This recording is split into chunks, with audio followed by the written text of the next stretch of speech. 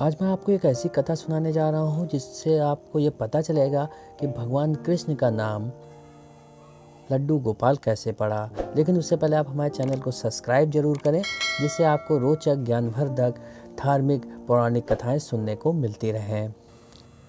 वैसे तो भगवान कृष्ण के कई नाम हैं, लेकिन उनका सबसे प्रसिद्ध नाम लड्डू गोपाल है। आज मैं आपको बताऊंगा कि भगवान कृष्ण का नाम लड्डू गोपाल कैसे पड़ा।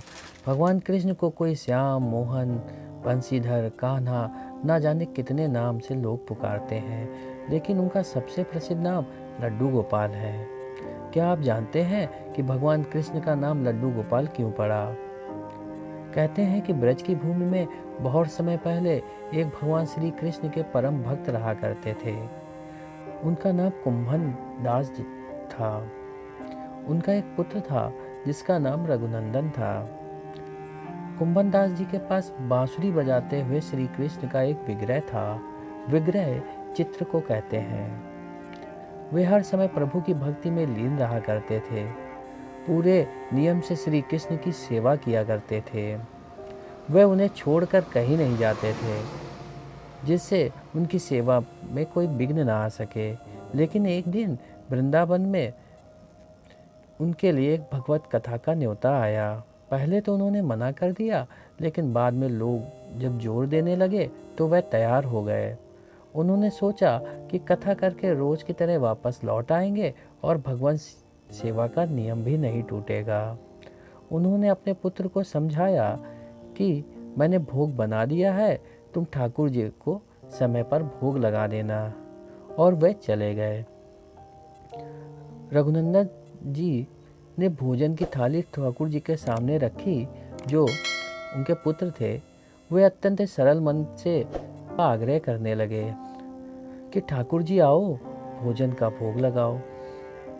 उनके बाल मन में यह छवि थी कि वे आएंगे और हाथों से भोजन करेंगे, जैसे कि हम खाते हैं। बार बार आग्रह करने पर और बार बार आग्रह करते रहे, लेकिन भोजन वैसे का वैसा ही रखा रहा। वे अत्यंत उदास हो गए और रोते हुए ठाकुर जी को पुकारने लगे कि ठाकुर जी आओ और भोग लगाओ।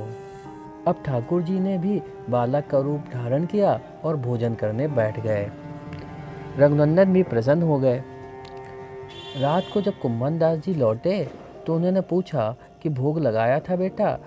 तो रघुनंदन दास जी ने कहा, हाँ, तो प्रसाद कहाँ है? जब उन्होंने प्रसाद मांगा तो पुत्र ने कहा, ठाकुर जी ने सारा भोजन खा लिया है।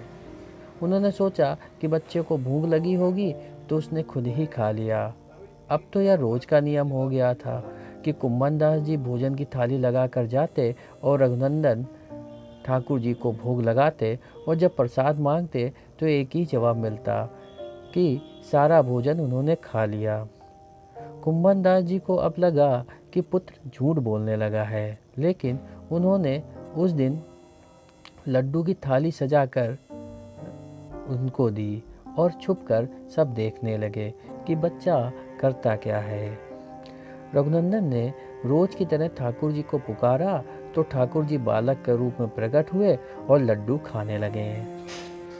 कुंभन दास जी ये देख रहे थे और वे दौड़ते हुए आए और प्रभु के चरणों में गिरकर विनती करने लगे।